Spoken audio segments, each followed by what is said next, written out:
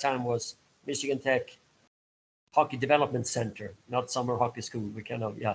So some of the college players came from Minnesota, obviously, and they then became coaches.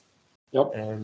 One of the more famous ones were George Gwozdecki. Oh, sure. He coached Red Deer, coached not Red Deer, coached Red something. What's what is it called? University of Denver for a bunch of years. Yeah, but before that, he coached Tier 2 university in Minnesota, kind of east of Red. I think it was something with Red. I don't know. East of Minneapolis. Well, there's St. Paul, which is east of us on the other side. Yeah, but more like 2 hours or 3 hours east. But yeah. But anyway, the school, if I remember the name, but he was one of the more famous ones. And then we had John Rockwell, if you remember, goaltender, played for the Tech. Yeah. He became more famous in business after that. He lives in California somewhere now, and really? Profit from his business degree from Michigan Tech. So I truly have a big heart for that part of the world, and all Swedes that live in Minnesota are also very much connected to Swedish history. Yes. And obviously Bob Dylan from Duluth. That's my most famous player. I coached for about 3 years as captain of the Winnipeg Jets right now. Okay. Yeah. Okay. Yeah. Coaching as a Pee-wee, as a Bantam, and high school elite league. Still keeps contact with you, so he still sends the Christmas cards. I haven't talked to him for a few years. I mean, that was 20 years ago I coached him. I know, but normally the early coaches are the ones that make an impact, because that's where they find the love for the game, and that passion stays lifetime. And maybe not as long as he's playing, but once he comes back, and he has his own kids playing hockey, that's when they remember their own youth coaches, how important they were. Yeah, I mean, I think so. He was asked in Winnipeg who influenced his career, and he said his Bantam coach, which was me, made him tough. Yeah. And his high school coach, who's a friend of mine, saw him, helped him see what his upside potential was, and helped him set his goals. I have a video I did with him. It's on YouTube, and him talking about his goal always was to play in the National Hockey League. So if he didn't make a particular, 16 or 17, team in the USA hockey system, it didn't really bother him too much, because that wasn't his goal. His goal was to play in the National Hockey League. And he recognized that a lot of the kids at the center, he grew really fast. As a Pee-wee, he was 6 feet tall. Oh, no. And as a Bantam, he was about 6'2". I think he's 6'4" or 6'5" now.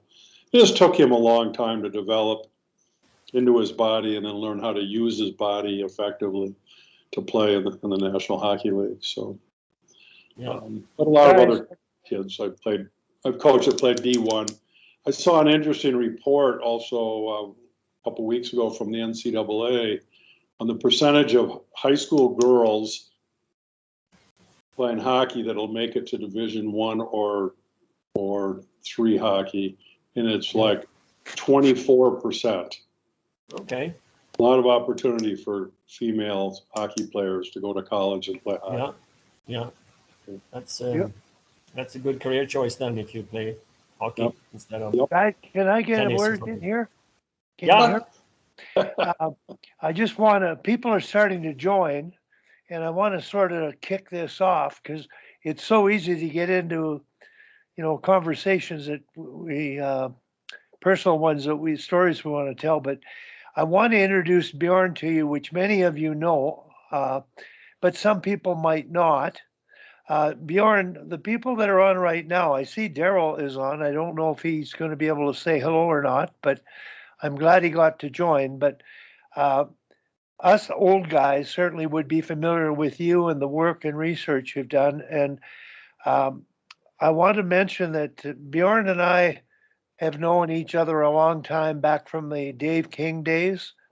And he has worked with more hockey countries and more teams in the development side and the competitive side than anybody I know. And he recently sent an email out to me with an essay. What was the title of that essay, Bjorn? Team building under the African sun. And SUN, not the boy, not the star.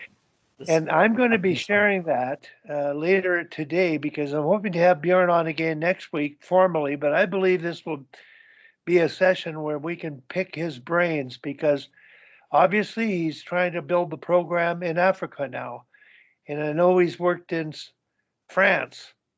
I when I was at the Nagano Olympics, Bjorn was assisting Dave King with the Japanese national team. And we've had a very close relationship for so many years.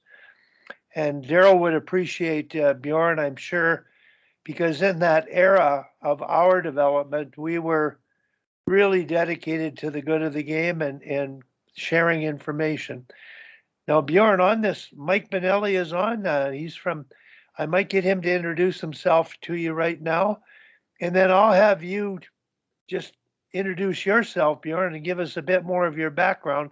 And I have a few questions because we Skyped last night and it was amazing what you had to say about the game in general and the difference between the women's game and how far it's come along and the nature of North American hockey compared to hockey today has grown and changed. So, Mike, would you please introduce yourself to Bjorn? Yeah, sure. Thanks, Wally. And Bjorn, I haven't met you and haven't been on the call with you, but thanks for coming on and appreciate meeting you. Yeah, I'm here in the U.S., mostly in New York is my home base. And over the last, 35 years, I've been building rinks around the East Coast and building youth hockey programs. And I coaching college hockey and prep school hockey and youth hockey. And the last 5 years, I kind of branched out on my own and started just a consulting company because I think my wife put her foot down that we weren't going to be moving anymore with the kids. So I said, okay, well, let me see if I can get the best case scenario. I'm in a good spot in the country, so I'm coaching with the Connecticut Junior Rangers right now in Connecticut with my 14U, and I do some stuff with the New York Rangers for my little guy. I was fortunate enough to be on the ice every Monday night with Marty St. Louis, but I guess I'll be missing him now on Mondays. So, and Wally, I guess we give him an excuse for not being on with Roger last week. So on the call we had, I know you're on mute, but I think no excuse. yeah, we'll give him a little. Say, hey, were you busy? But I think but so the last couple of years I've been just working with youth hockey programs and growing the game. I probably sell more. If you're, obviously know Europe, I sell floorball sticks, custom made floorball sticks to NHL clubs. So right now I have, probably 50, 60, 70,000 sticks with the Florida Panthers, the Devils, Rangers, Islanders, Pittsburgh Penguins. And we use all that for our outreach. So when we go into schools or youth hockey clubs, and we have a new program we're going to announce soon, hopefully, with an NHL, an up-and-coming Zorro Michigan specialist soon that will help just let kids have creativity with the sticks off the ice and let them have the opportunity to translate it on the ice later on. Yeah. Interesting. So, okay. In a nutshell. Thanks a lot, Mike. Well. Bjorn, of all the guests we've had on, you're the most intriguing. Your stories, I just can't imagine that you're still as active as you are, where you are, and what you've done in the game. And I recall you doing a clinic years ago, and you did some research, and you came up with gray zones, green zones, red zones, and it was just amazing. And those terms don't seem to have as much application today. The way the game's played, the risk taking in the red zone areas at the blue line on entries is, I don't think they're worried about that at all anymore.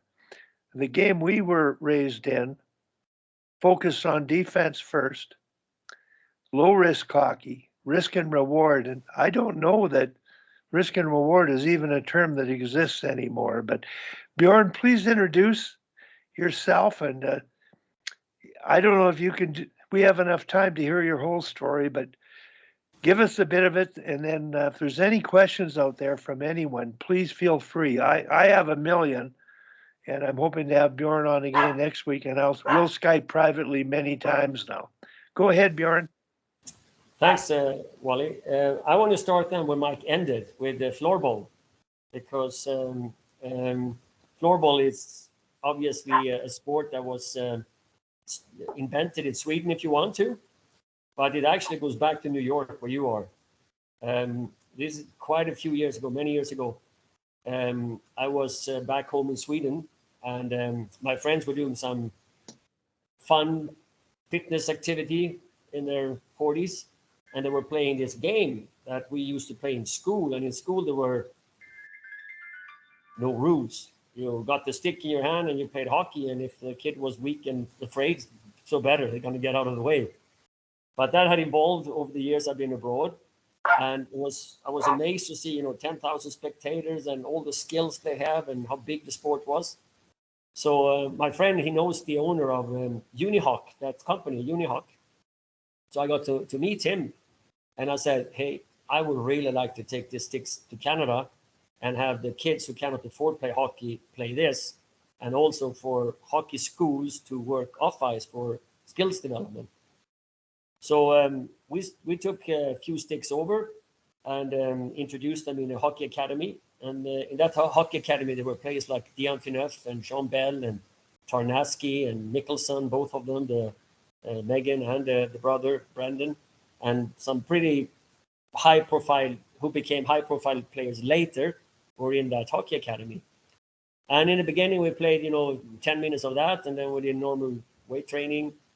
And then it was 15 minutes, and then it was like 50 minutes of play and 50 minutes of skills with them. And at the end, that's the only thing I wanted to do. I wanted to play that game. So I said, if this is good enough for them, kids who cannot afford it will be even better. So Lions Club got into it and bought a set of boards.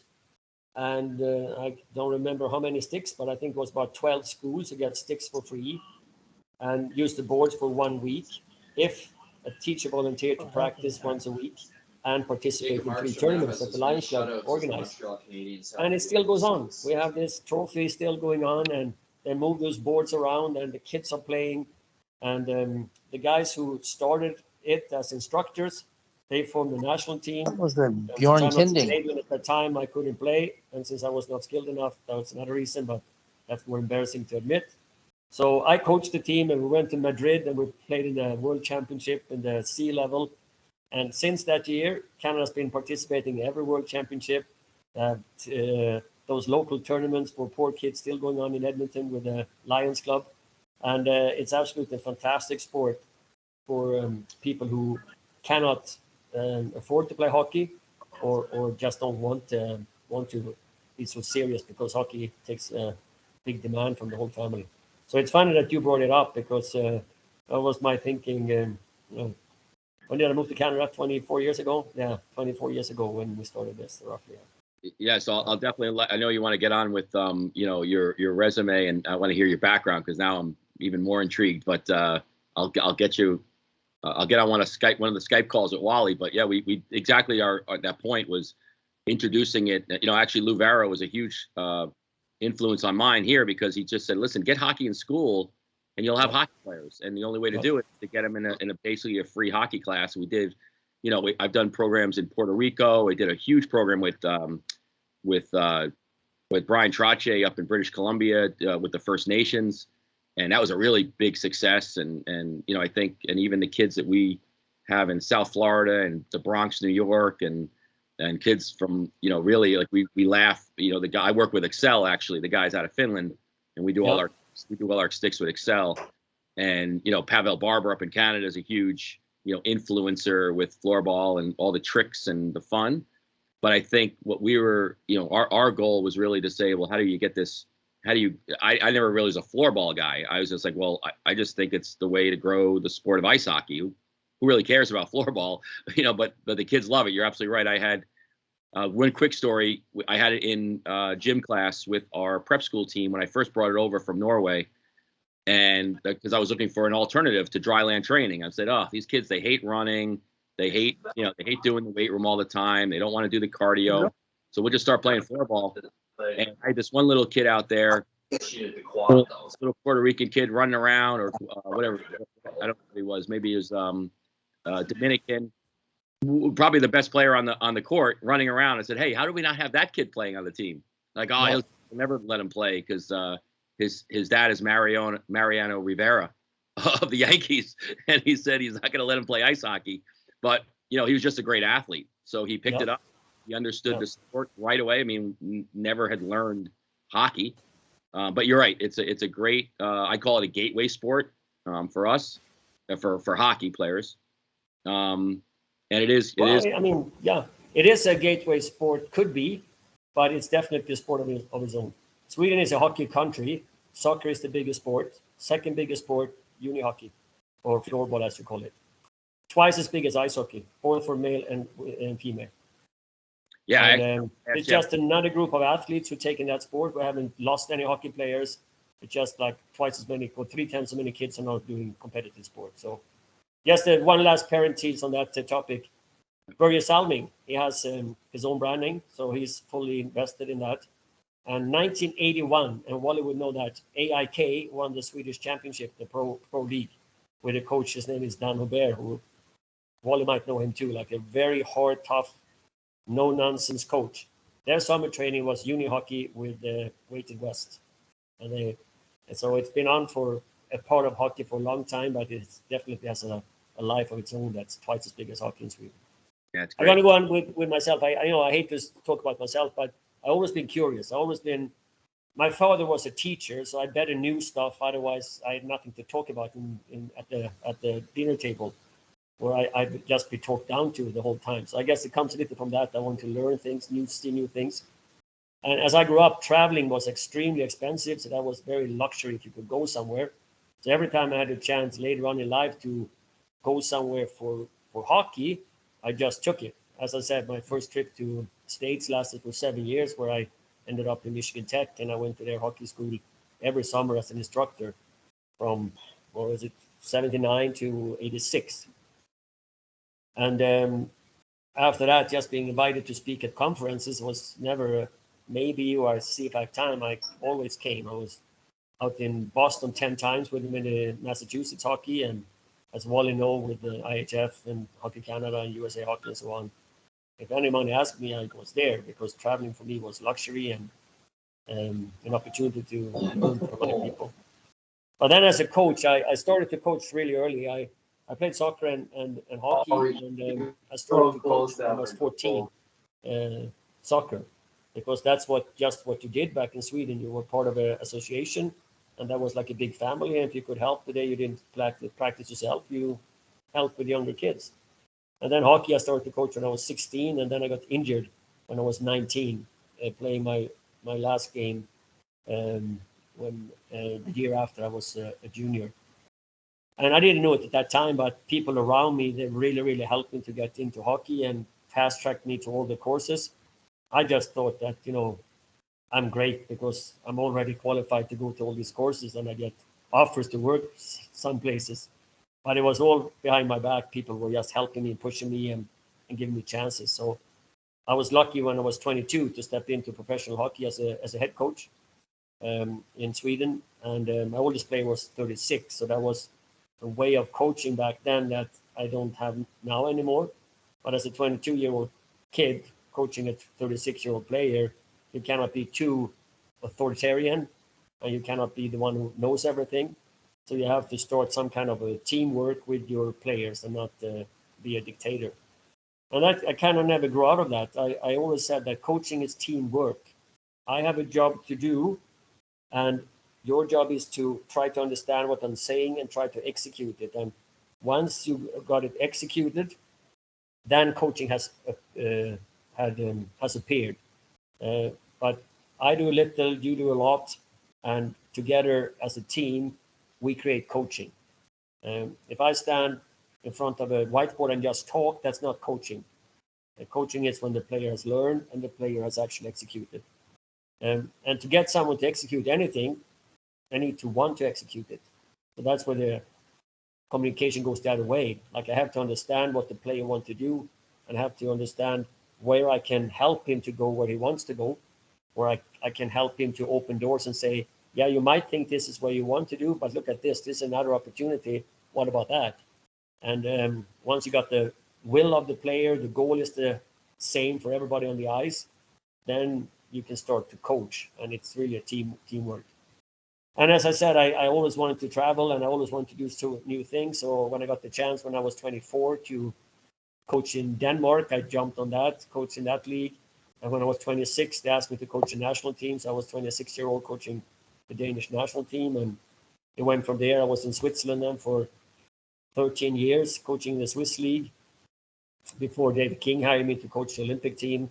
At the same time, Wally was coaching the female team at the Olympics. And then I moved to Canada because I just thought Canadians are freaking crazy. We played exhibition games. Wally, you saw them, some of them, against Team Canada with Andy Murray, who had a tough battle with for several years in the Swiss league. And now he was with the Canadians, who were like, 4 inches bigger and 20 pounds heavier on average. And they just slaughter us like game after game. And like almost not on the scoreboard, because they actually won a few games, but physically they were just like no pardon. Like they didn't care if it was an exhibition game. They just ran over our Japanese players. We had 3 guys with knee injuries before the Olympics started. And I just said, like, these guys are stupid. Like, I have to understand where they come from. So I have to live in that country. So we moved to Canada in '98 and started to work there. And I must say that some of the Canadians I met, they were not stupid. I was surprised to see that. There were actually some pretty decent guys. But anyway, then I was back in Europe again. So overall, I coached more than 1,000 games, professional and international games, and I done a lot of coaching clinics, and I worked in Sweden, Denmark, Germany, Austria, Switzerland, France, Japan, now in South Africa, US, but only as a consultant, not as a coach, and in Canada. So I work with females at the Oval Extreme, and I work with male hockey players mainly. But that's kind of been my life, and now I'm in South Africa here for 3-4 months, and we're going to have a national team playing at the World Championship, and hopefully COVID will allow us to play. That's our biggest opponent right now, COVID. So if you have nothing else to do in March, come to Cape Town and watch South Africa play against Thailand. You know, that's the highlight of the season here for us. So, yeah, that's basically what I've kept myself busy since 1957 when I was born until today. Tom, you've got your hand up. Go ahead. Yeah. Bjorn knows you. We talked last night about you and Yuri, and he didn't know that Yuri had passed, but go ahead, Tom. Yeah. Hi, Bjorn. I think last time I saw you we were presenting in Halifax at St. Mary's University, I think. That's a long time ago. Yeah, it was a female world championship. Yeah. Yeah. So anyway, last night Wally did a great team building thing about hold the rope with my team. But yeah, I just want to say hi to you. It's good to see you. My pleasure. I'm coaching college girls right now, and kind of in it. I may be the oldest college coach around. I don't know. I turned 75 this year. Which college is it? I'm at SAIT. Okay. Yeah. Yeah, I think I'm the only guy that's coached at all 3 institutions: SAIT, U of C, and Mount Royal. Yeah. But I'm still doing it and having a lot of fun doing it. And I do a lot of stuff on the internet and kind of to help other coaches. So, anyways, just wanted to say hi to you and good to see you. Yeah, good to see you. Even though I can only see half of you, it's good to see you.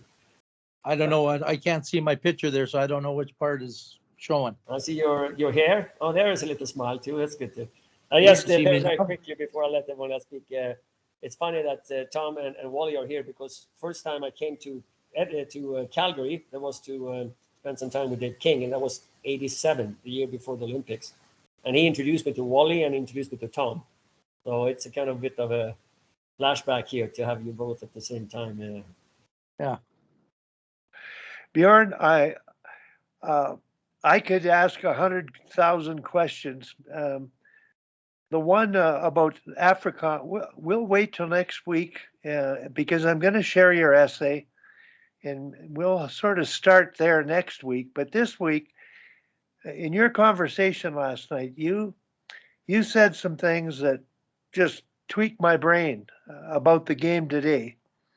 And I'm just curious what you think of the game of hockey and how it's evolved over time to what it is today, both on the male side and the female side, how it's changed, where it appears to be going in terms of the game we knew and the game that's becoming now. Yeah, obviously there were two totally different styles back then, before '72, when the Soviet Union played their way of hockey, which was based on mobility and 20 guys doing the same thing or playing the same way, high conditioning, puck movements, interchange from position, and so on. And NHL, where you had smaller rosters, better guys played much more. Was more of a standing still game with the power instead of mobility, and also more brutal game. And I think parallel to hockey's development, society have changed. It's still a fringe, as I think it's in English, of spectators who enjoy the blood, but there is a lot of opportunities for them to go and see WWF and all kind of things they call themselves. And hockey doesn't have to compete with that kind of sport anymore. On the US market, they had to compete with football before, but now they are so established that they have their own fan base. And at the same time, it's not okay for having star players injured. It's a big loss in the capacity of the team, but also a big loss in the investment and a big loss in the attraction. And I can't remember when Scott Stevens won the MVP. When was that? New Jersey won the cup and Scott Stevens got the MVP. Back in late 80s or early 90s, whatever. I said, I mean, these guys must be absolutely crazy because he took out the star player every round. He took out Correa, he took out Eric Lindros, and he took out one more who I forgot who that was now. And they're making the MVP. Like, he's the guy who ruined the entertainment value for all these owners and also the entertainment value for the people who buy the season tickets. And that's the MVP. And I think nowadays they think totally different. They cannot afford to have players injured. There's an insurance issue too with the concussions and those things that we heard from NFL. And we want the best players to play better. So when they started with 4 referees, when they did the end zones bigger, things started to change a bit. And it became much more a play game the way the Russians played back in the 70s. No one will say that in NHL, and no one will say that in Canada, that we are copying the communist Soviet Union style of playing. It's not a good marketing tool. But if you look at it, just the way everyone breaks out on the power play now, with the back pass in neutral zone. When did you see that in the 70s or 80s or 90s in the NHL? As good as Edmonton Oilers was, with Kent Nilsson came in, and obviously Gretzky and the great ones, having a lot of finesse and a lot of playmaking, this free flow skating was not the main way of playing. And now it's starting to be. And you see forward swinging behind the defenseman for drop passes, and you're picking up speed with 3 guys deep around the blue line or deep in the zone and attack. It's getting much more of a play creative game than a defensive battle. And I don't know if female hockey has a lot to do with it, but if you see the development of female hockey, they are certainly leading the way there. They are 2 steps ahead of not having body checking, so they can allow themselves to make these plays where male hockey players still might only have the option to chip and chase because there's no time to make plays. When I coached the Oval Extreme and we had all these Canadian Olympians on the team, the first thing I got so impressed of was how they can get the puck to the center by the breakouts. And then I realized that, yeah, they can do that not because the center is that great, but because the center doesn't have to worry that he or she, in this case, would get her head knocked off if she looked too much at the puck. So centers like the Gina Kingsbury and playmakers like Tessa Bonholm, those guys look like superstars because they didn't have to worry about getting taken out of the play before they made a play or received a pass. They could actually play. And if you look at the females today, like our South African males team, who are big and strong and very much Canadian mentality in this country, we wouldn't last 10 minutes against the Canadian females team. The game would be over in the first period. Would have no chance to keep up with them. And I think the hockey for male is going that direction. We don't want people to get hurt. We don't want a static defensive battle. We want the stars to shine, and we want the creativity and mobility that makes hockey so unique. Only in hockey, from all the sports, you skate. Only in hockey, you can just skate 100 miles an hour and then glide, and you still go 100 miles an hour as you do all these fancy things.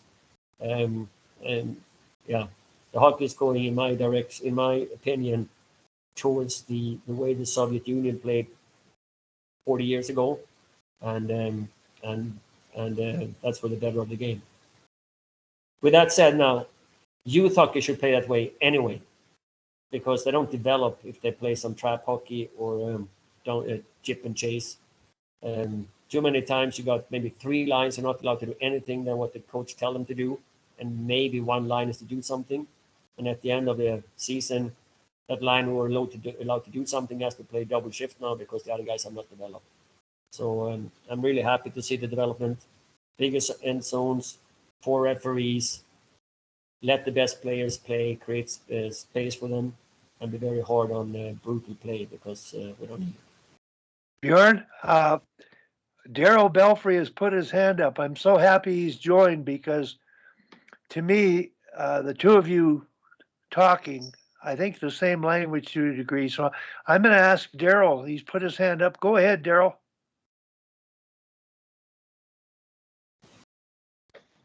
Can you hear me? Yes. Introduce yourself. I'm surprising, Daryl, because I talked to Bjorn last night, and he isn't as familiar with you as I thought he should be, given that he keeps up with the game. But I'm going to purchase a copy of your book and send it to him in Africa. And we're trying to find, because he lives in hotels, we're trying to find a mailing address, and he's going to send me the president of the African Hockey Association to deliver the book to. So go ahead, Daryl. So you won't have to purchase it because I'll send it myself. But I really appreciate that, Wally. I wanted to say to you, Bjorn, when I look back on my career, you did a presentation, I want to say it was 91 or 92 in Toronto on a study that you had done and had published on transition hockey. And I believe you had published it, I want to say in 1990, but I probably saw you speaking live 91 or 92. So at the time, I was probably 25 years old, 26 years old. I was kind of in the midst of my building phase of my career. And in the context of that presentation, like when I was going to these presentations, most of them were pretty much the same. Like you gone to one, you gone to them all. Someone's going to come up, they're going to talk about like the assistant coach of one of the NHL teams going to get up, talk about penalty kill. Next guy's going to come up, he's going to talk about power play. Next guy's going to come up, he's going to talk about forecheck. All of a sudden you come up and you talk about transition hockey, and you're talking about zones of the ice, where turnovers are going to hurt you, and it's color coded, and there's percentages, and there's actual data, and it's like nothing I'd ever really seen before.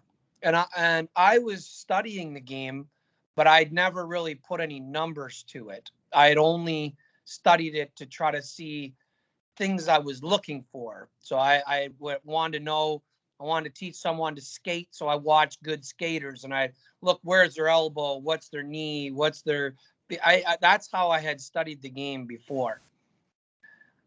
When I finished listening to your presentation, I went home and I changed every which way I was studying the game thereafter. I was looking for instance rates, which is what you were talking about, which was how often is this happening? What is the success rate of what's happening? And if we know such information, does that change how we think? Because now we know. So I started studying the game from a completely different perspective. So I would say that presentation that I saw in 91 or 92, somewhere in Toronto, is in the top very small percentage, like top 5, top 10, most influential things that ever happened that changed the trajectory of my career. So I talk very highly about Wally, because he's also in that top 5 of, I've read, when I went through the coaching clinics, his name was all throughout every book because he was an author of all the coaching courses. And I'm like, if I could just meet that guy just in my life, I will have done something, because he was influencing literally the entire country of Canada in how they thought. When I listened to you and I took that presentation, you gave out like pamphlets of it, or the people that did, they sent it afterwards, and I got a chance to like really study it. And it was probably top of mind for 3 or 4 years after, and just trying to go back to it and think about it differently. And then you talk about transition, but I was studying something else. So how could I apply it in that way? But I used a lot of that for, like I said, years and years and years afterwards. And I would say that the core of what I do now is very much riddled with what you had done at that time. So when Wally talks, and you are now here on a free call to everybody who Wally has on his list, and you were in the middle of Toronto doing a presentation to a bunch of snot-nosed coaches who really didn't know anything about nothing, and were just there to listen. You just never know who you're talking to, because that snot-nosed kid was me, and that changed the course of my career, my life. And it just was proof positive every time Wally brings someone like you, that I have a personal relationship, even though you have no idea who I am or what I've done or what's happened thereafter. I certainly know you, because you were a major impact in my life, even though you did so anonymously, in the sense of what you thought of me, and you didn't know who you were speaking to or where that information was going to go. And I just want to tell you that, and share that story, because that would be certainly a story you've probably heard before. I'm sure that I wasn't the only one that felt like that, and you probably have a long list of similar stories of people that did so. But I'm sure it never gets old to hear that something that you put your blood, sweat, and tears into for probably so long. Like, that study was not something you did in 5 minutes. That was a big study with a lot of hours put in. And you just never know where it goes. And I can tell you that work was critical, and it impacted me and every player I've worked with, and every coach and every organization I've worked with thereafter. So I want to thank you to start. And I know it's a long diatribe on all of that, but I think it's important to share things like that, because people now, the ironic part about it is people say similar things to me. And I'm always curious about the context. And so that's why I go out of my way in situations like this to really share all the details, because I'm sure that that's something that was important to you, and you didn't know when you were down there doing that research that that would be the impact that some Canadian kid would then, who has no business really being in hockey at that time. It really didn't have any real, there was no reason for me to do anything. You created an avenue of study and opportunity for me. I'll always be grateful. Thank you. Well, thank you for that. That's really nice to hear. And it goes back to a little bit about that coaching is teamwork. As a coach, my job is to maybe see the plants, but it's not worth anything if the player, and in this case a coach, take that seed and water it and nurse it and apply it in a way that makes sense. Because there's been a lot of coaches who took my word as gospel and they just play that way. And that was never the intention, that you should just stay back and wait, because you still have to create some goals to win the game. If both teams just play on transition, they're going to end up with 250 transitions each, and the game's going to be 2-2. And what you obviously did was that you took some information and researched on it and see how it could be implemented in a functional way, and it became a small part that grew to something big, the way you handle it. And that's what I say. Coaching is teamwork. It's not coach says and you do. Coach says and you try to understand and you process and you work with it and you try to implement it. And if you implement it in a successful way, then it's coaching, what the two parts have done together. So it's a good example of teamwork being coaching. If I could continue, yeah, I wanted to just continue to offer that point because I think it's a good one. My whole MO in my career was to take people's information that I was learning and have that become the starting point of my study. I wasn't big on, well, Bjorn came, he made a really compelling case towards transition at that time. My attitude was never to take that and then apply it directly in exactly what it was. I was more interested in the process of study and how you came to come up with that study. I was less interested in, especially at that time, I was less interested in transition as a subject matter. I was more interested in the study and how you came up with it, because I'd never seen anybody do that before in hockey. I knew people studied the game, but I'd never seen it like that. And so I think the important lesson for me was trying to deduct some of your process and then have that become a starting point for my own study. I think you raise a good point. Like, I've done this quite a bit myself, and I don't know if you share this thought or not, but whenever I've done a study and I've published it, it's almost irrelevant in some cases, the context of what it was I was studying, because of the length of time it took me to study such material. A lot would then have changed.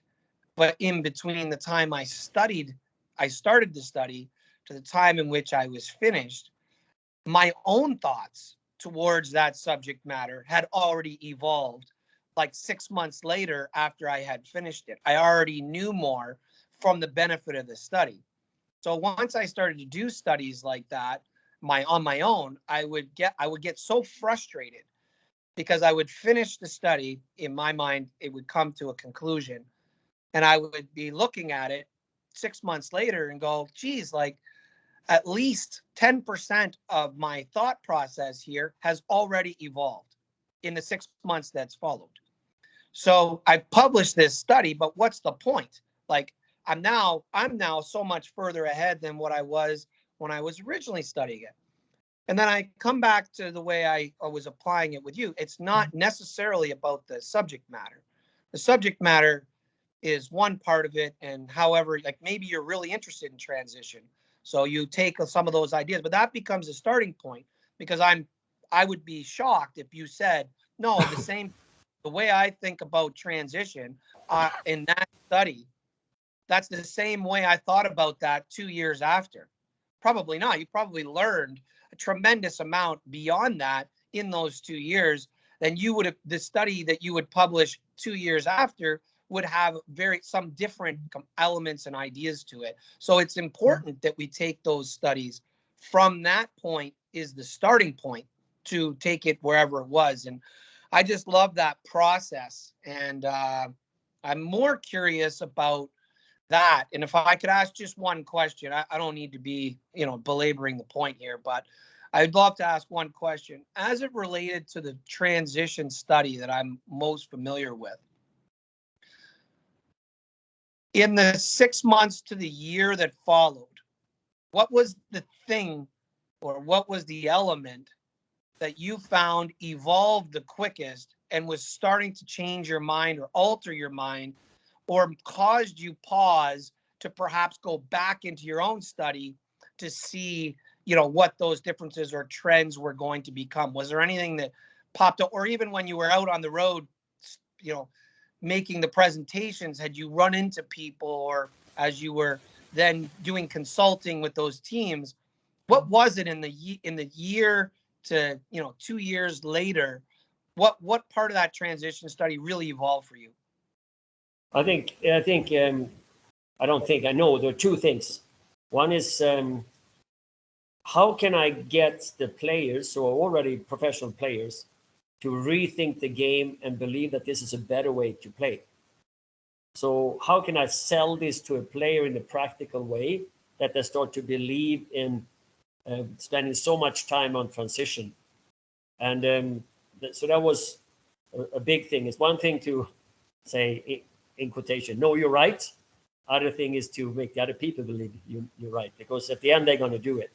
So how to actually implement it in a culture where all the players already have played totally different and made their money playing totally differently.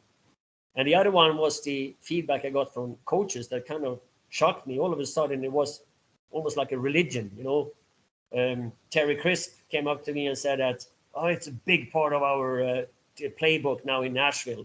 And when Terry Crisp won the Stanley Cup with the Calgary Flames, why change anything, And it didn't work or maybe it did work, I don't know. But I mean, he didn't last as a coach very long in Nashville, so maybe it would have been better off to keep going the way he was, or maybe tweak it a little bit. But I was shocked that people just took it as gospel and started to just plug up the center, the neutral zone, and let the other team have the puck because we're going to get transition goals anyway. Yeah, you will, but so will they. For you to have 250 transitions, like turnovers, which is kind of average in a game, 450, so 225 per team, they have to have the puck 225 times. And if everything is equal, they're going to score 2 goals and we're going to score 2 goals. And then still it's up to whoever can make plays when the other team is not in a transition mood, when they are organized. So I had to come up at coaching clinics and talk about the 9th goal. And the 9th goal was a theory where just mathematics should make the players, the coaches, to understand that we cannot stand back and think we're going to get better. We have to play the game, but take advantage of the transitions when they're there. So what it basically is if we play 4 games, and back then you got 2 points if you won and 1 if you lost, or 0 if you lost. So there were no, there were one if you were tied and nothing if you lost. So if you play 4 games and everyone had 225 transitions every game, everyone scored 2 goals, everyone had 4 points after 4 games. So you scored 8 goals, they scored 8 goals, everyone had 4 points after 4 games. But the team that can score 1 goal on a 5-on-5, where you can actually use mobility and somehow break up that defense, somehow come through a neutral zone trap, or somehow make an offensive zone attack to score that 9th goal in that 4th game, they're going to have 1 point more. They're going to have 5 points. And now the opponent have 3. And if you put that into 80 points, 80 games in a season, like NHL was at the time, you'll be number 1 in the league and number last in the league from that point difference. It's easy to play transition because you have to have strong defense, you need good conditioned players and disciplined players. So you're going to get your 2 goals if you have that. But to score that 9th goal, You need guys who can skate and pass and read the play and make surprise passes and fakes and all those kind of things that are much, much, much tougher to learn. So you have to teach that for your team once they are 5 years old up until they're 25 years old. Otherwise, you will never have a 26-year-old who's actually capable of winning a game for you. So I had to spend a whole lot of time kind of redoing what I've done, because people know one thing and they think that's the gospel, and they don't think for themselves. You had 10-year-olds playing transition hockey in Sweden, like backing up, and try to score on the counterattacks. And the whole Swedish league was absolutely terrible. It was, I mean, Wally has seen it. They good players like Bengt-Åke Gustafsson and the players at the time hated hockey. They didn't want to play anymore. They just were told to go back, and hope for a mistake, and then maybe score a goal. So yeah, two reasons. How can I sell it to the player, and how can I unsell it to the coaches was my thought. And I thought I was ahead of both groups, but how to actually make them understand it was much tougher than just present data the way I did the first time. If I could be so bold to ask just one more question, knowing that the rest of the group is sitting here just listening to me go off, and I apologize in advance for dominating this whole thing at this point. But the one thing that really stuck the test of time for me from that study that I've gone back to over and over and over again that I think is really fascinating is the whole idea, which was new to me at that time, which was that not everybody's on offense and not everybody's on defense at the same time. That there are some people are on offense while some people are still on defense, and that you could be the people furthest away from the puck, the best time for them to set up their next transition is in the time which you're on offense. So that always stuck with me, and I think that's held the test of time since the time I listened to it all the way through, and I've used that as a core piece to a lot of things in my own work, which I find is fascinating. And I wanted you to speak to that because I don't know how many people have had on the call have had an opportunity to see the study I'm referring to, but there's a point in which you talk about not everybody being on offense and not everybody being on defense, and that there's this trading of roles, and that your team could have the puck, but yet people furthest away from the puck, that could be their best opportunity to like set their defensive gap, for example, knowing that the probability of a turnover is high, and that you could prepare yourself by being smart, knowing maybe I'm not on offense, completely on offense right now. There's a primary triangle around the puck, secondary triangle, and that interaction. I'm hoping you could, just for the benefit of the group, talk a little bit about that concept, because I always thought that stood the test of time, even to this day, as a really fascinating process that, like I said, it stuck with me. Yeah. Well, I mean, we usually, at least we used to, we have a system for defense. 5 guys, you do these 5 different things. And they have another system for offense. You break out with 5 guys this way. And it was diagrammed from us coaches more like a 5-on-5 game all the time, either defense or either offense. And what we said was that in very general terms now, you control the puck 25% of the time, and the other team control the puck 25% of the time. The other 50% is unclear who actually control it. So we're in that transition stage. And the next thing's going to happen is that we're on offense or we're on defense. We don't really know. And that's what we say. The game is not played 5-on-5. It's played in areas 2-on-2, maybe 3-on-3. But it's never really played 5-on-5, because part of the team haven't finished their defense yet or are getting set to play defense. So if 50% of the game is in that transition era, we better be good 2-on-2 and make sure 3 guys are already ready to attack from the defensive position, but already in defense position if needed. And I think actually all coaches talk about that nowadays. Like third forward high is kind of, cover the puck carrier, give back support for the puck carrier. I mean, I think a lot of coaches actually make sure that they have 3 guys high, even if they're on offense, and only maybe on a very clear scoring chance on a rebound or so, you go with 4 guys deep into the zone, and not hope for the best, but calculated, take advantage of those chances. So the game is most of the time in transition mode. That's why half the team has to be offense and half the team has to be defense, so we can switch quickly enough with 1 or 2 players, not with 5 players. Thanks, Bjorn. I really appreciate it. It's great talking to you. I got to jump off now, but I really appreciate your time and hope to connect again soon. Appreciate you too. Thanks a lot. Bjorn, before we leave that topic, when I was working with Dave in Japan, the Japanese were so skilled, but they couldn't think the game. And we were perplexed because they had a cultural problem where the older players had to receive the passes and get the scoring chances. And the first line was all 40-year-olds, and we had to change a culture.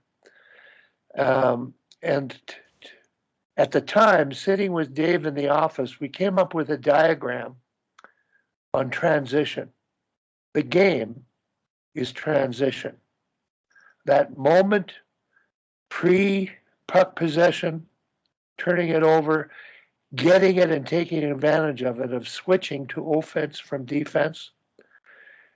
It's the entire game. That's the vacuum of the game where you take advantage of the reaction of the opponent to it. And so I call it the overlap between offense and defense.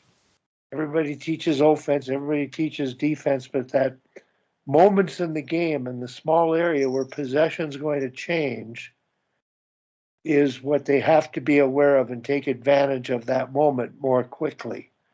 So I just wanted to share that with you. We have a young fellow on from Massachusetts, Al Ramsey. Al's a minor hockey leader, coaching his kids and trying to establish a healthy perspective with his game in his community. So Al, you haven't been able to get on for the whole one, but I'd just like you to introduce yourself to Bjorn, please.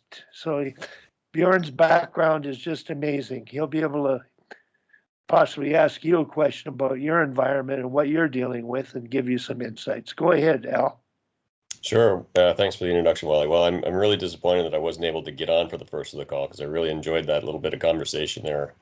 And I wish I could have heard a little bit more about the transition stuff, but unfortunately work got in the way this morning. But as Wally mentioned, I'm a hockey director at a youth association. I'm a coach developer for USA Hockey in Massachusetts. And so I do coach training and as part of their certification program. I'm also coaching my son's team. He's a 9-year-old, so it's a group of 9 and 10-year-olds. In the association that I'm the hockey director at, we've got about 500 kids at the moment. So it's a fairly large association. Which town in Massachusetts? We're based in Taunton, but we cover a lot of southeastern Mass. We actually have about a dozen towns that kind of fall within our association.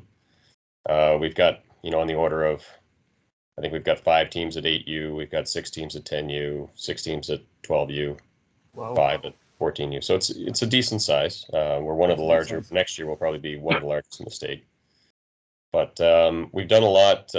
It's interesting. Like USA Hockey right now, they actually put together a really great presentation around position and what is position in terms of offense with the puck, offense without the puck, defending the puck carrier, defending away from the puck, and then the transition between those different roles. So I've been working with this idea of like, how do you communicate that starting from when kids are like 5, 6 years old, and how do you coach that? Knowing that if you assign them positions like center, right wing, left wing, and defense, and you tell them that that's their role, that sends a message versus what the roles of the game actually are. Mm-hmm. So we've been doing a lot around coaching without positions. Starting with the little guys playing their cross ice 4-on-4 with no positions whatsoever. And with my 9Us now, where it's playing 5-on-5 full ice, because they do that at 10U here. Now we have forward and defense, kind of separated, but the roles are really around like dog on the puck, which is our kind of pressure role. And then we've got foxes who've got to be smart and arrive in the right place at the right time. And then we've got eagles that play above the play, but can swoop in at any time. And seeing them be able to, like, when you coach it that way and you design small area games around these roles, and USA Hockey's big on designing small area games with constraints, the constraints-led approach. So for us, the way that we'll do that is not so much around putting in different rules into the games, but we'll manipulate the number of kids, so odd man situations, and then where the puck is placed to start out the drill. So it forces them into different situations, so they have to adapt. And then having situations where other players can join, so it can become an odd man or take somebody away, whatever.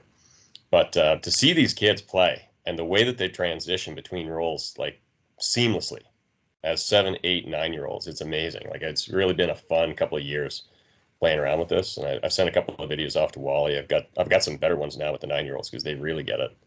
But it's so interesting to me, this idea of transition, and it kind of started from, or at least in my mind, it started in a conversation that we'd had with a training that Brad McKenzie did, and Wally, you were on that training. Yeah. Where he did this presentation of an NHL game, and he looking at 60 seconds, and I think it had transitioned like 17 times, between different situational, and the tactics that you apply in that situation. It was just so fast. And it's like, we can't be trying to teach these kids, a certain position and a certain, trying to gear them up towards a certain tactic. Obviously, USA Hockey's big on skills and small area games, and not teaching like the breakout to 9-year-olds anyway. But like, being able to teach them to think, and being able to teach them to adapt and to transition and to adapt, not just between transitions of the situation in the game, but transitions between different roles depending on where the puck is and where their teammates are and where the opponent is. It's so interesting to me. So then I'm gonna look up your study just to get a little bit more background after the call. But anyway, that's my spiel. Bjorn, study is over 30 years old, so it's I'm sure there are more modern and more extensive studies out there now. But at the time, it might have been an eye-opener for some, but the game hasn't changed. Like there is this transition time that's dominate the game, and you have to be very good there. But unfortunately, the other team is equally good, have equally numbers of chances, so there's more to it than just transition. You have to. And Wally was talking about the Japanese teams. Yes, they had some skills. They could skate and shoot and pass, but as you said, they were not thinking the game. And I think most of the time it's because we do these drills, not games like you do, drills. And the coach says you swing down here and you're going to get the puck here, you're going to pass it here. And sure enough, every time you swing there's a puck coming at you. And sure enough, there's always a guy standing where we're supposed to do in a drill. And they don't even have to look. They can look at the puck the whole time. And just by the spot on the ice where they're supposed to receive the puck is the only time they look up, and then they look down at the puck again. But they never learn to make decisions. They never learn to be creative. They just follow those lines. And then we expect them to play in the game after. So if we do drills, they have to be much more game realistic, so the player has to look up and see what's the best solution is. And obviously put it in the game situation as quickly as possible as soon as the skill level is ready for that kind of situation. But then in Japan, then where we couldn't really take our game against the opponent, we only scored goals on power play, and it sounds like bragging, but it's actually disqualifying our own job. Even though it was the Olympics where Gretzky and Messi and those guys played, Japan has the best power play in the whole tournament. With that said, we didn't score any other goals, so it didn't really help us. That was the only time we could score, was when the opponent had 4 opponents. Besides that, we had no tools, no game sense, not enough ability to actually create some kind of offense 5-on-5. Bjorn, I just wanted to mention, related to that, 1998, the Soviets were our key opponent. We could play them 5-on-5. We matched them 5-on-5, but on the power play, it was impossible. We couldn't defend them. And their skill level and their speed of thinking and execution, I'm wondering how free they were in terms of interchanging a position back in that era. Can you comment on the Soviet game? Because what Al was referring to, I believe, is first, second, third, fourth, fifth player. You might line up in a position, but the reality of the real game of this sport is once the puck's dropped, with the D jumping up, and like one of the thing Daryl's things is the D surfs to the goal line in the offensive zone. So interchangeability appears to be the thing. Were they interchanging that much back in the 80s? For sure, because in Sweden we played 3 forwards and 2 defensemen. And what was new back then is that they have 5 units. It was always the same 5 on the ice. And when I say always the same 5, you can read it both ways, because a lot of time it was Makarov, Larionov, Krutov, Kasatonov, and Fetisov. Like they were on the ice all the time.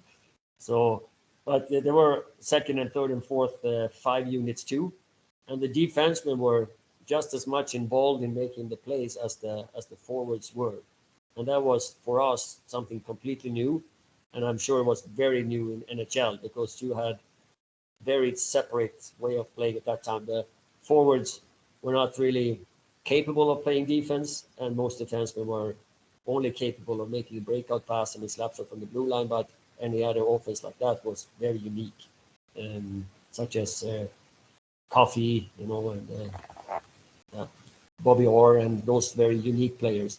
But the bulk of players had a very much limited role if they played defense. So they I remember in 1981, and that's might be the best year they had. World Championship is in Sweden, in Gothenburg. So I'm a young guy, and I got the honor to be a volunteer for the Swedish Hockey Federation to diagram all practices for Team USA. And so we were a group to scouts, if you want, for every team, and we should diagram what they were doing. But most of the other coaches were much older than I, so they just said, if you're going to go and watch the Russians anyway, like, you do the guide diagram for me. So I basically watched every game and every practice for the whole World Championship. And when we saw the Russians, they have these flow drills where they were going 2-on-1, they came back and it became 3-on-2, they came back, it became 4-on-3, they became back, it was 5-on-3, and they were just going, and you never know if it was Kasatonov, who was the most defensive of them all, if he was leading the attack, or if it was Fetisov who scored on a rebound. You never know. Anything could happen. And I was watching this as a young coach, and I said, there is no way anyone can beat them. There's just no way. And the way it happened was that the last game of the tournament became a final game. At the time, it was not the playoff. It was just points. But if Sweden won, they would have won the championship. And if Soviet Union won, they would have won. So Sweden going to play at home ice with a very strong team, because they just beat everyone else in the final against the Soviet Union. And I thought, well, no, I mean, yeah, if we can keep it close, that's going to be good. And after one period was 1-1, and I said, this is unbelievable. Like, 1-1, I never thought they would be able to keep up with him. Second period ended 9-0. The final score was 13-1. So that's how the difference between the number 1 in the world and number 2 in the world at that tournament was at the time. So obviously they said, well, Canada didn't have the best team and US didn't have the best team. So Canada Cup 81 is going to be a true value, how good they actually are, because now they're going to be up against the likes of, whoever were the stars at that time. Remember, in the Canada Cup, Canada didn't win. Oh, they did win the first one, but very, very narrowly against the Czechs in 76. So now 81, they came much better prepared. It was not Phil Esposito coming off the golf course to play anymore. It was a prepared team. So obviously the final is against Soviet Union and Canada again. And Wally, remember, it's probably with a broken heart. 8-1. Canada lost 8-1 with, players like Lafleur and Mike Bossy. And Canada had the top 4 scorers in the tournament: Gretzky, Bossy, Trotti, and Lafleur. But when it came to actually playing as a team, you had 20 scorers on that other side who were able to score a goal each. And one goal stuck in my mind all the time. It's a fourth line player. His name is Skvortsov. You probably never heard of him, and we never heard of him again. He gets the puck in a penalty kill, and Canada played Guy Lafleur on the defense. So he faked the shot, and Lafleur just took a turn out to the side, and he had a breakaway, and he scored a goal in the shorthanded goal against Team Canada. And I don't think they ever got the recognition for playing a good hockey. They got criticism for being 12 months of training camp and steroids and all kind of accusations, which are probably true. But looking from a just a pure hockey sense, like a game sense, they played a fantastic hockey that we haven't seen since. And we're starting to see things like that again. With players like Crosby and like David, and players that have that complete skill set. They can play defense and forward. They can interchange with anyone and do the job as good as anyone. And so I don't know what the question was from the very beginning. It went off to a monologue, but yes, they could change position because they had the skill set to play defense and forward. Where Guy Lafleur, in my example, was a gifted goal scorer, fantastic goal scorer, but don't put them on defense on the power play because even the fourth line are going to DQ, and that cost you dearly in the competition against a complete team like the Soviet was at that time. Bjorn, I have a question to Al related to this topic in terms of the free play, overlapping interchange, decision making that the Soviets were able to execute. They were, Al, with your group playing small area hockey, it's really difficult to line up at positions, have face-offs and have to line up, and quite often they just change on the fly. So it is 1, 2, 3, 4, 5. And you've mentioned now you're playing whole ice hockey, and you're still coaching decision making and allowing them to play more freely. Yep. And you're amazed at the results you're getting. And my point is, I believe that what you're doing, and this would relate to the Soviets, this could put them ahead of the Soviets. In theory, allowing young minds to process information and make their own decisions, they can develop the speed of their brain far better, given freedom to think and make decisions and interchange without being overly coached to play positionally well. So Al, where do you think is this going to go? Are you getting any kind of heat from people watching, parents that wonder their kid has to be a defenseman, that kind of thing? Can you comment on that? So a little bit. I wouldn't say heat, right? But I think the one thing that we did move to full ice hockey this year. So I do have a little bit more structure than, in previous when we were doing the cross ice stuff, in that we've got forwards and defense. Now, in terms of forwards and defense, I think every kid on my team has played defense and forward this year. But within the roles that we've established, the kid could become a forward during a shift, and they know they understand sort of the concept behind what they're trying to do when they're out there. With the parents, absolutely, they have a very different idea of what position is, right? So the very first thing that we did, Wally, we went through that mission statement exercise that you had provided, and I had a fairly detailed presentation put together with what we were trying to do and why, and how we are talking to the kids and the kinds of things that we're saying. And we've used those as catchphrases all year, right? I don't know how many times over the course of this year the kids have, we've kind of gone through and done a little bit of a cheer. Like when they have the puck, we're all on defense. When we have the puck, we're all on offense. Closest to the puck is the dog. The next two are the foxes. What's the fox's job? Fox is smart, get in the right spot at the right time. What's the eagle's job? Things like that, over and over and over again.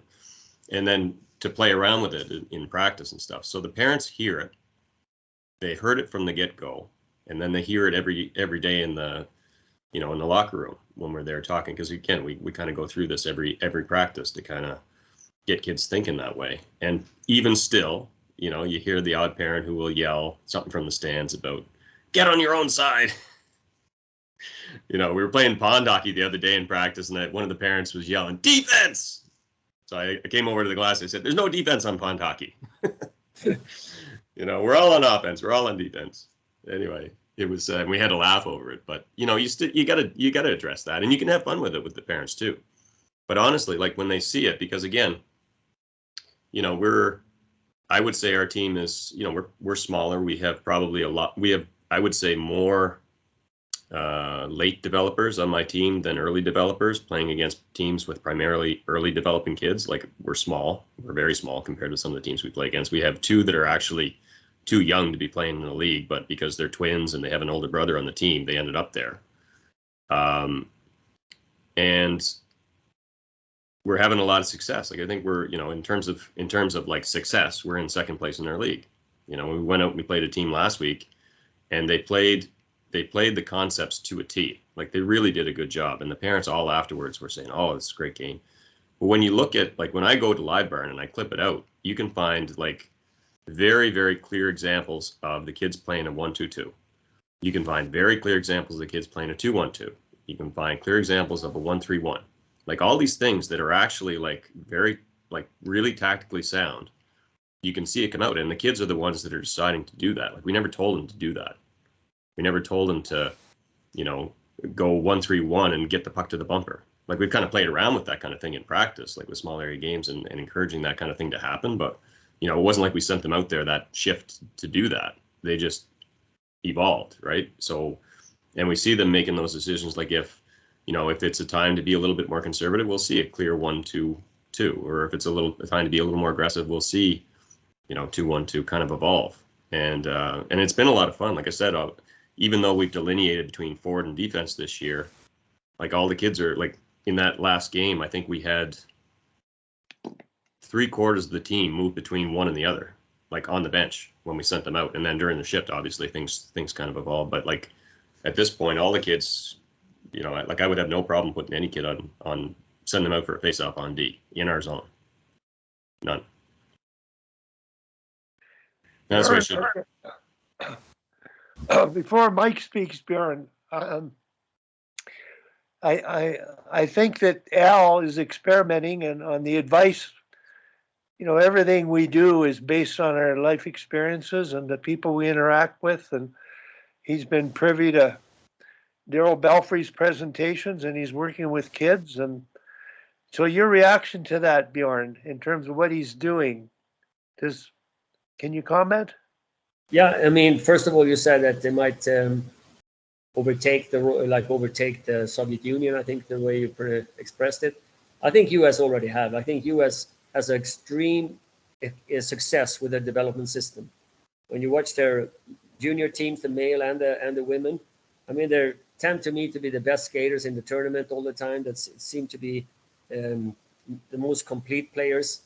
And I think they come a long, long way, and they play away. And maybe that's partly why I think the game is changing, because U.S. has brought a creative and athletic team approach to it that was lacking for decades. So I think they're already there. I don't think they need to worry too much about playing games on any age level with the former Soviet Union or with Russia. Maybe if they occupy Ukraine and get a few more players, they might be better again. But right now, I think US have passed them already.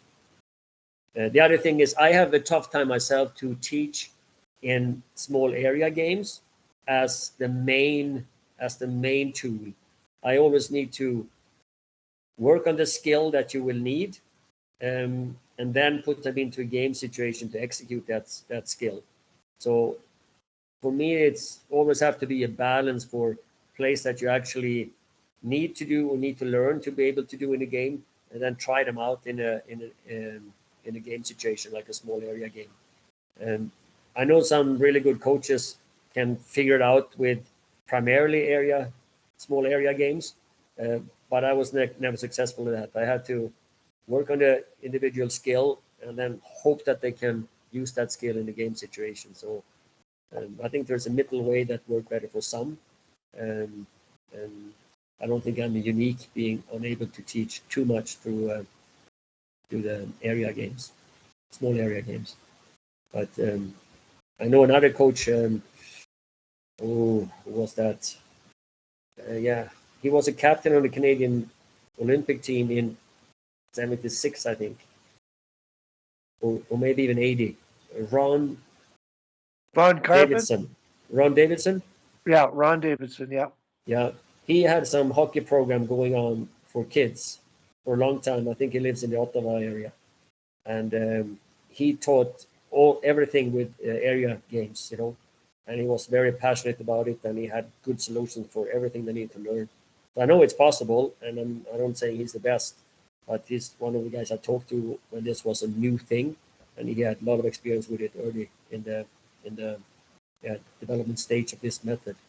But I was never able to implement it too drastically. I needed the guys to understand which skills we were looking at and how to do it properly, and then put it in the game situation. Mike Benelli. Yeah, thanks. This is great.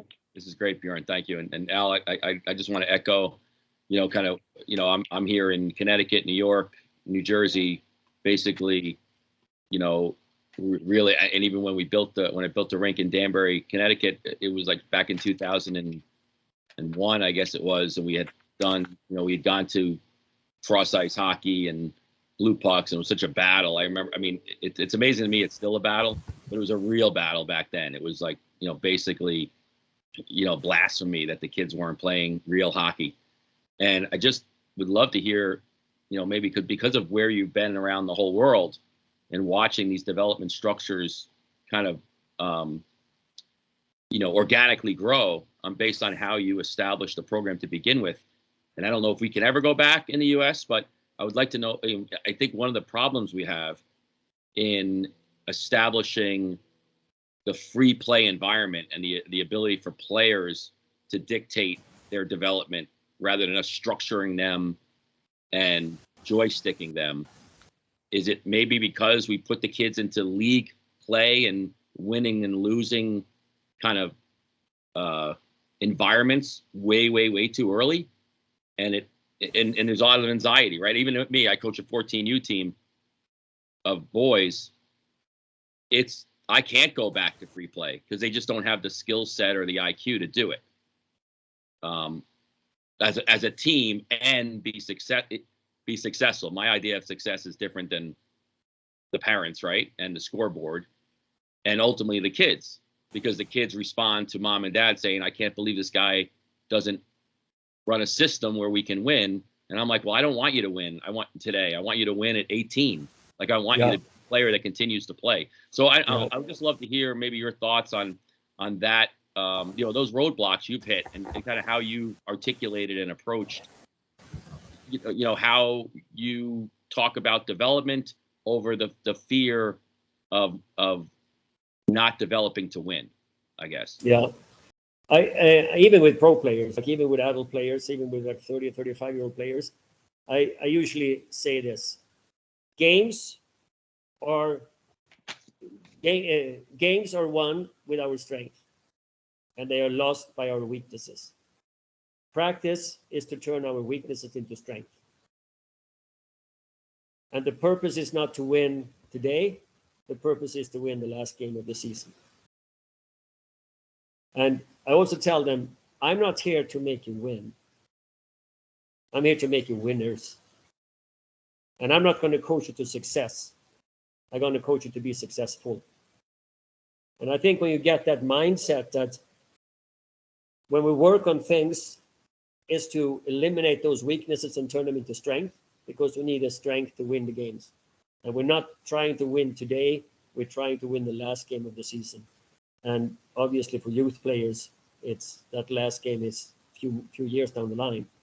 But I still think that this the mindset that I'm not coaching you to win. I'm coaching you to make you a winner. I think that's a that's something that the players buy into because they all want to be winners and they all want to be successful. So, oh, he's going to help me to be successful. I wonder when the success is coming, but I'm going to do what he's asking me to do. So I changed the role a little bit from I'm responsible for the team to win, and if someone's going to get criticized, it's me because I put the wrong guy on the ice.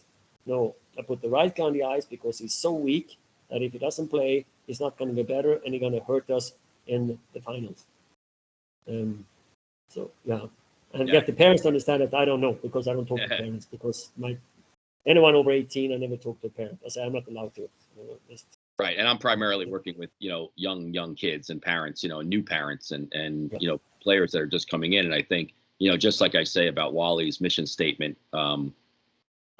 exercise and this call, right, and the fact that Al Ramsey's jumping out of a work thing or Della Belfry's jumping out of work to get on a call like this to listen to you, it always comes down to the fact that it's the wrong people listening to you. You don't need us listening to you. I need the 17 other assistant coaches I have up in the stands to listen. So I think it's just a matter of just understanding and I always struggle with that as a director and a coach and an educator. Really in my role is that you just have to believe in the process, right, and kind of wipe the noise out a little bit, and hopefully you're reaching the kids and the parents that want to be reached, and really can't lose sight of it from the people that just really would struggle to get to this point in the development of a player. Yeah, and the critique you can get or the disappointment you can get is always related to your expectations. If you don't expect anything, you cannot lose anything. You can't win anything either because you don't know what it means to win if you're not aiming for something. But if you don't have any expectations, you can never be disappointed. And if you put the expectations right, that's the only thing you can be criticized for. And that's the only thing you have to answer for. So I tell the players early in the season that this is what we're doing, and some player, and in your case, some parent then will come and say, why is he on the power play and I not? Or we haven't scored for 3 games in power play, but you still haven't changed, If I set the tone right from the very beginning, everyone knows that we are developing a broad talent pool in our roster, so we will be successful. Yes, we will lose a few games on our way, but that's part of the development. And it's all going to lead up to making everyone successful, you included. And I had my best player in Denmark, I don't know if it was a good example because I'm not sure it worked very well. But anyway, my best defenseman in Denmark, and he was so focused on playing power play that he was untouchable on the power play, he thought. So I told him, and it came for him out of the blue, maybe I should have prepared it better, but I said, okay, I'm going to take you off the power play and put you on PK as our first choice for a little while. And you could see like, oh, here goes my paycheck, and I never gonna have points, and I never gonna all those thoughts got into his head.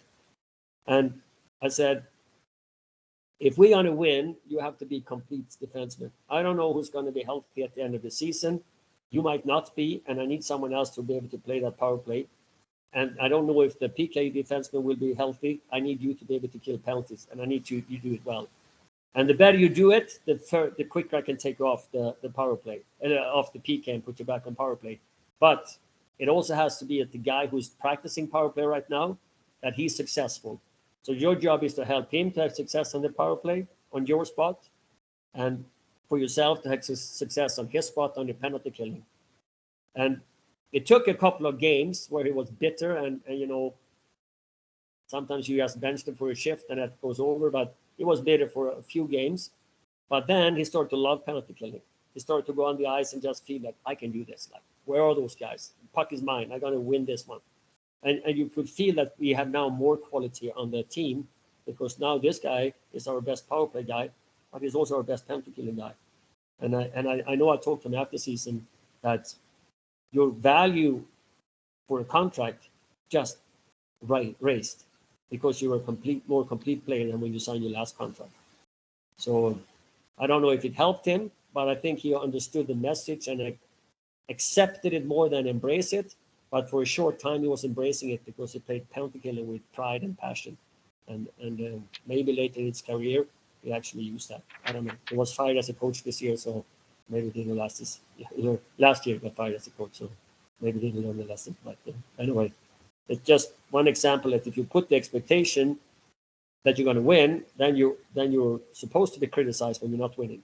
If you tell the expectation, if you don't, sorry, I'm babbling all the time, but Wally, you know Piper very well. You know Cherry Piper? Yes. Yeah. So she came to Oval Extreme because she wanted to prepare herself for the Olympics in 2010. And she's obviously one of the best scorers in female hockey at the time. But she also played with Wickenheiser and Danielle Guayet. So I could have scored a goal in that line. Maybe not as many, but one. So anyway, I had her on a line with a Swiss girl. And the Swiss girl was not very good and not very hardworking. So I can understand that's not much fun to play with her. But I said from the very beginning, I'm going to rotate the line until the line function. When the line function, I'm going to put you in another line. So you make it work, because then I see that we have another option. If it doesn't work, we need to do it one more game. And while you know that team was so strong, so we won most every game anyway, so we didn't have to worry about actually focus on winning. The girls were so much better than most other competition. But anyway, she came up one day and said, I came here to make Team Canada better, not to make Team Switzerland better. And I told her, Jerry, you don't have to worry. You're not making anyone better right now, especially not yourself. So then we said, on this team, we work to build up a team for the playoffs, and we work to build up every player to have success in the Olympics. If they're going to play for the Swiss team or for the Canadian team, we even have an American girl in net, which obviously was not very popular, but she never made the American Olympic team, so she was not the threat. But anyway, and I said, so what do you call it? I kicked her off the team, but it's the wrong word. I put her on suspension. I suspended her from the team, and I said, this is what we work on here. If you want that, if that's what you want to do, you can apply to get the job back on the roster. But until then, you're suspended. You can't train with the girls. You can't play with the girls. You're not part of the team. And it took 3 practices, maybe 2. And then she came and she said that I can't write the application. And I said, I never said anything about writing. You have to apply to get this job. And this is what the job is. And then she started to talk. And she said, I want to do this and I want to do this. I want to do that. Okay. So we got 1 practice for probation, or whatever you call it, tryout. And every practice after that is a tryout for you. And she made the Olympic team. And as far as I remember, they won it in 2010 in Vancouver. So I'm not saying that I helped her, but certainly created some hierarchy on the team that everyone has equal value. And if you want to be a hockey player, you have to be able to play with everybody. And maybe she learned something, I don't know, but it certainly settled down things on the team to focus on what the team was all about at that time. Bjorn, I could tell a million stories about those kind of situations because I coached the Oval team after Nagano. Yeah. And having lost to the States, I had Wickenheiser and Bottle join us after Nagano for the national championships. I had 2 players on the Olympic team, on the Oval team that after the the Worlds. Yeah. Okay. Yeah. And we played at Ontario in the final with 9 Olympians. And we beat them in the final game, and I rolled the lines. And after the game, I said to Haley, you didn't think we could win, did you? She said, no. And I said to her, remember one thing, the best team wins, not the best player. And I had a lot of things occur in the next 3-4 years before, or in the next 2 years before Salt Lake City. But elite players are that kind of a challenge. And we're raising elite players, kids, double shifting them, triple shifting them, allowing them to stay on the ice too long, get away with bad habits, show disrespect to officials. So, the minor hockey game, to me, and I'm exaggerating those problems, but they're there. What happens in minor hockey is teams just shorten the bench to win. They ignore the team building behaviors that a team has to have, and they don't address them. So, boy, I really appreciate you mentioning the story about the Oval and that, because I think that's just the essence, the result, the score clock, the championship, the Olympic gold medal it's a distraction. You've got to focus on the process. And we'll do that mission statement exercise, Bjorn, so I can pick your brains, because it fits into getting everyone, the parents, players, coaches, all on the same page of understanding what they're there for. So I really appreciate your input. Anybody else got, Tom has got his hand up again, and I know Tom is probably chuckling because having worked with you, Johanny Walston, and many European coaches over the years, he is a transition games guy. So Tom, go ahead. Yeah, just when Al was talking about everybody playing every position, I just thought how I presented. I've been doing 1, 2, 3, 4, 5 for forever, and what I say is everybody has a home position, because you need that clarity sometime. So if I'm playing center and I'm going back to our zone with the guy that's playing right wing or whatever, I would go deep in the zone because, that's my primary thing. Now, if I'm way behind him, then he would go, the first guy back would go. So I think that's a way to, kind of sort things out. Yeah. Otherwise, you can have multiple players going, reading that this is what they're supposed to be doing at this certain time. But, I worked a lot with Johanny, but Erko was really big on the transition too. And, I listened to a lot of things he did. And I think it was 95 that Bjorn, that you gave that talk in Toronto. Oh, yeah. Because I was there. Yeah.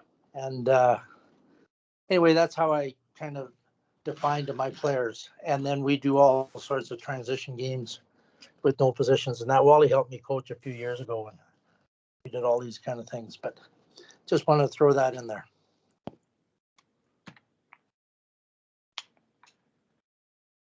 Bjorn, I could ask you a million questions, and if you got more time, I'll ask you another few. We got to talking here. I always manage, for some reason, people bring up that mission statement, but I'd like to go back to the X's and O's of the game, and the discussions we had last night, and this really intrigued me. Where is the game going at the highest level in your mind? Where can it go? What are the possibilities?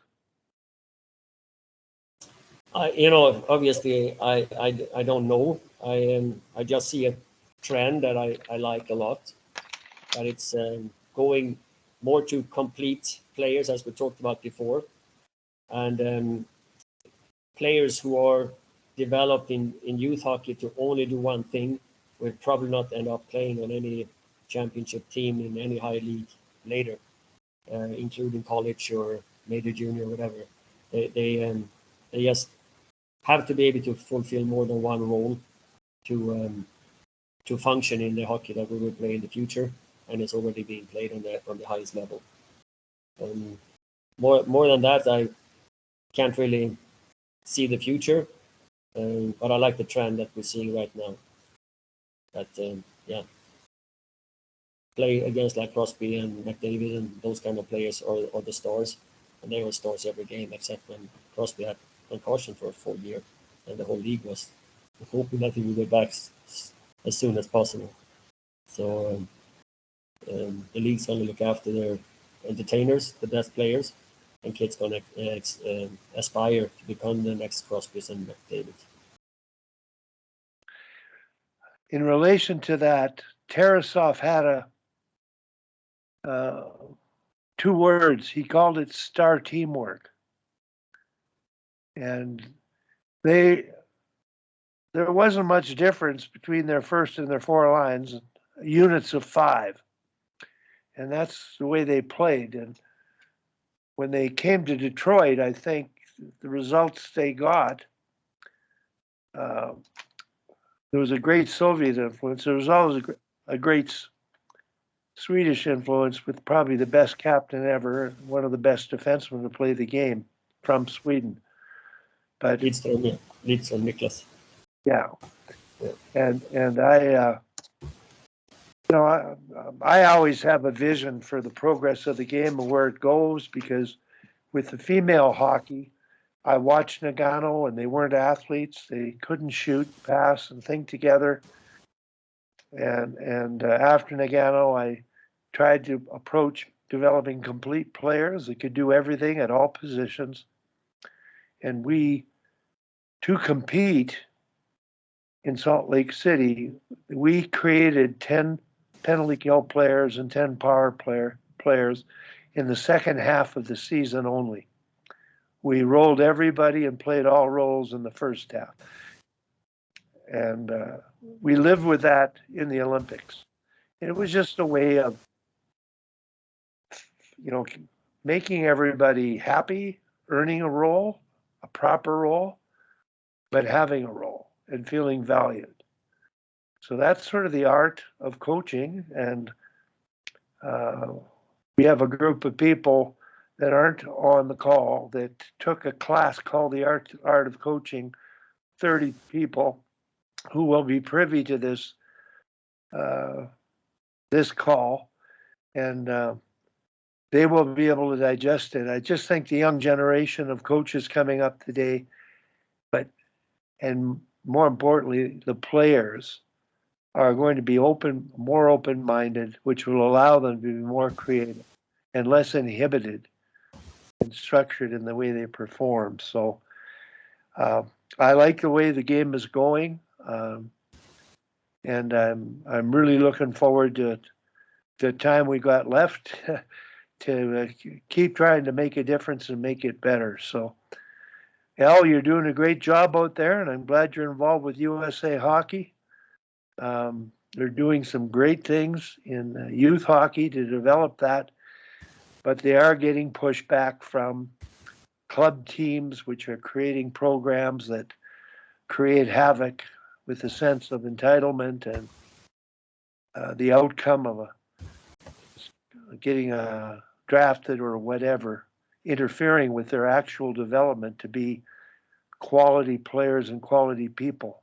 So, well, I don't have much else to add here today. And Bjorn, is there anything in particular in your mind? I got a text from Daryl wanting your address to send a book. So I'll remind you, if you're going to be in South Africa, if you could send me the Federation office address with maybe the name of the president.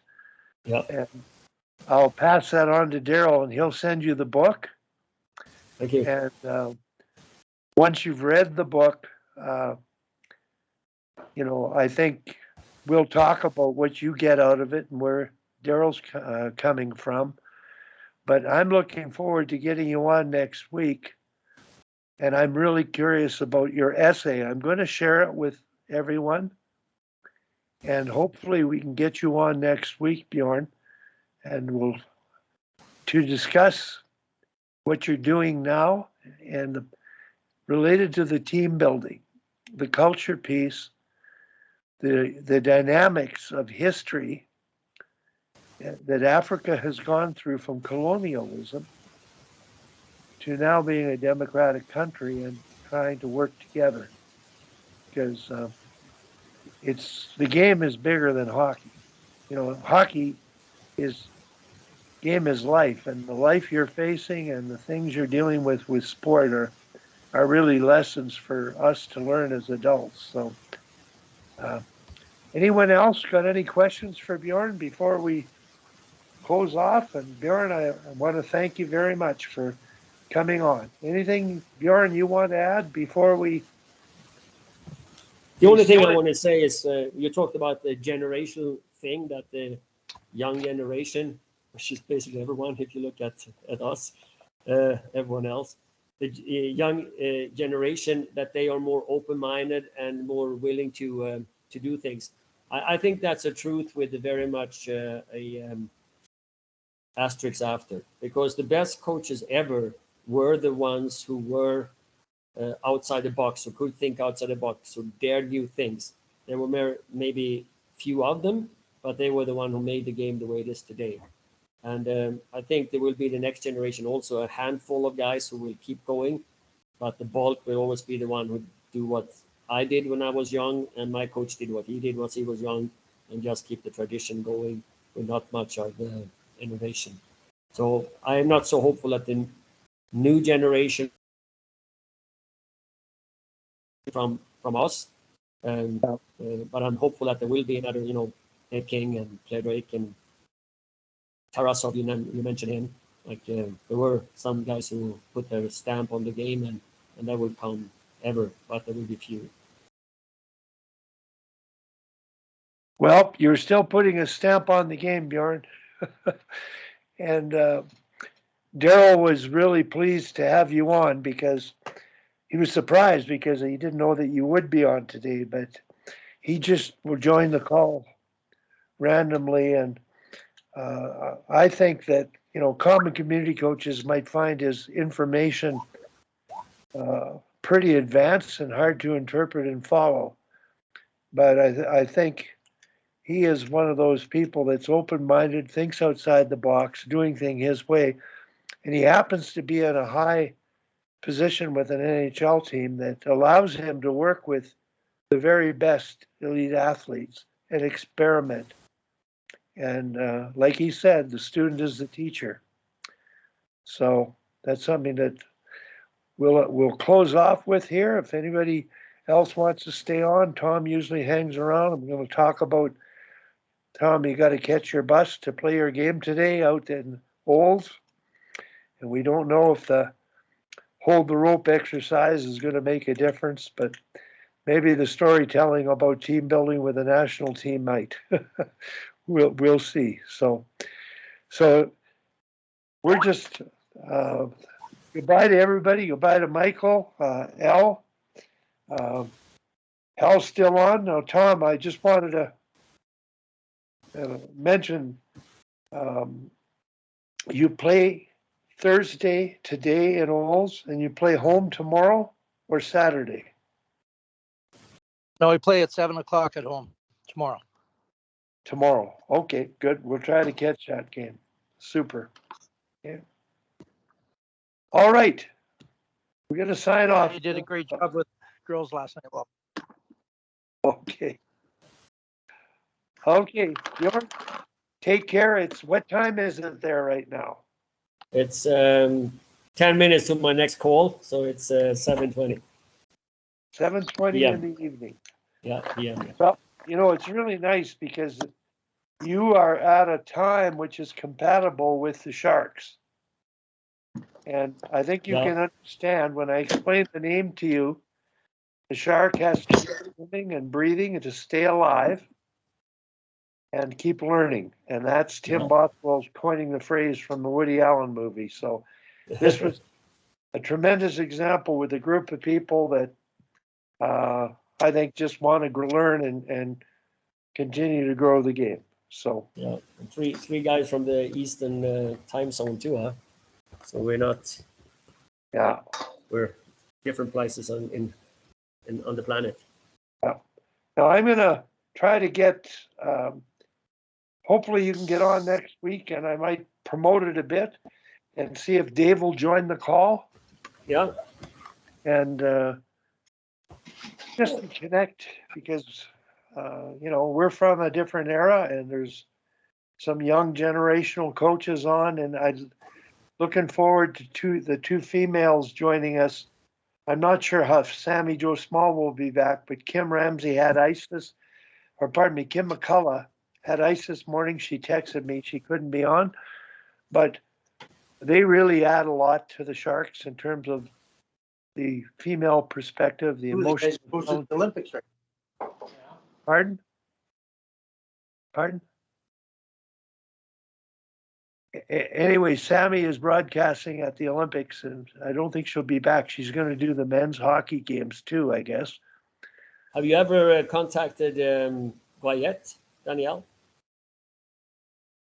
Do I have whose contact? Danielle Guayette. Guayette. Yes, I have her information. Yeah. No, I have. I mean, I communicate with her too, but I think she's absolutely excellent. Like her passion and knowledge, and also the way she can present it, it's top class. So she would be an interesting person to talk to also on the forum. Yeah, she's been on. Okay. And she's too busy in her schedule with the Maple Leafs. Well, I don't think she's too busy, but I think she's extremely focused. Yeah. So she wants one job, not two. Like he doesn't want to have anything conflicting with her main job. So I think that's more her personality, that she doesn't want to spread herself thin. She wants to do one job correctly.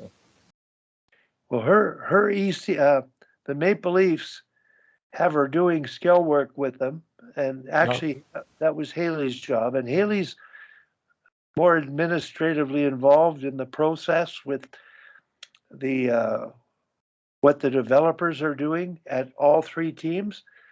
And there was a COVID issue in the ECHL team in Newfoundland, the Leafs team, and she went down to coach because it was COVID for the coaches. No way.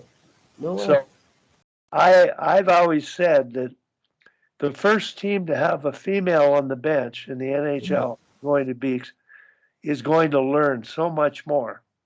The staff will learn more, the players will learn more, and watching Haley on the ice with Darryl, with Matthews and Marner and Spezza and small area kind of instruction in games, it was just amazing to see the interaction and the respect that the relationship they have. The players truly respect them, listen to them, and there's a real good vibe there. And I found that out when I had the privilege of going to the Leafs rookie camp and spending a week with the entire organization. That the role they're playing there is absolutely huge, and I think it's going to make a stronger organization moving forward. No, it's two women who broke through the glass ceiling, and there are more to follow.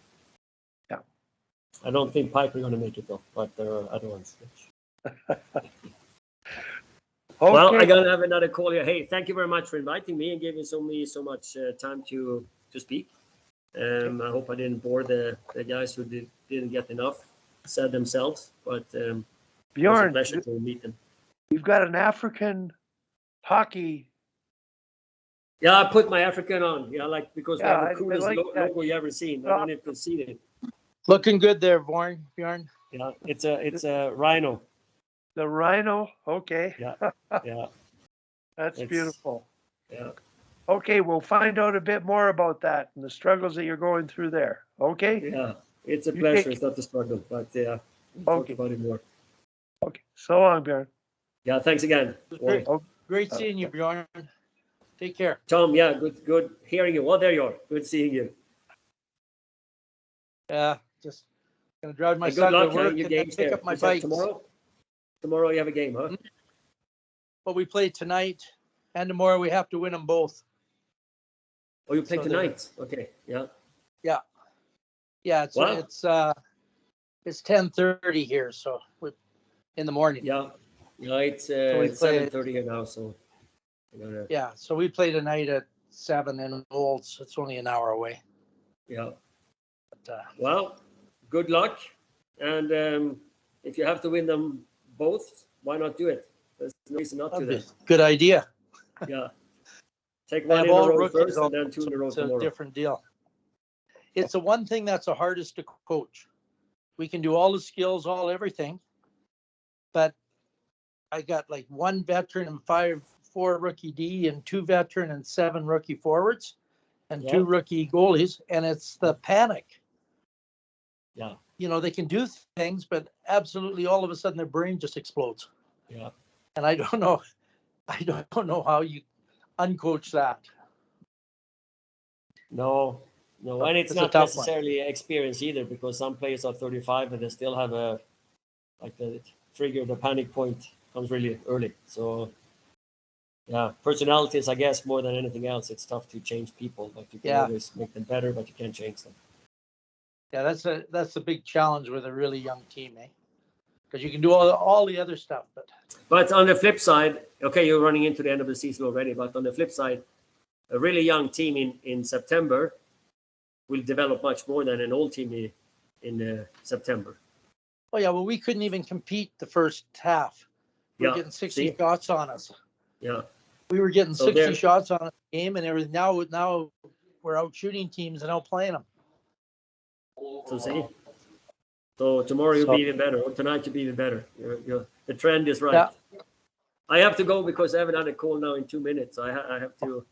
Okay, Okay, take care. You guys next week, Good and talk. if you want to talk in between, you got my contact now, so you know how to get a hold of me.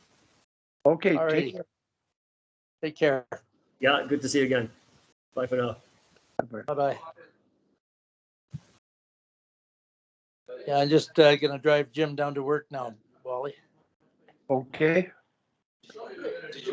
I got bike at a shop. I'm getting fixed, so I got to get that too. Way out in your area, my bike's at BP Sports. Yeah. Out in Forest Lawn there. So I'm Yeah. heading there now. Okay. All right, Tom, take care. Okay, Real good. talk to you later. Bye-bye. Bye-bye.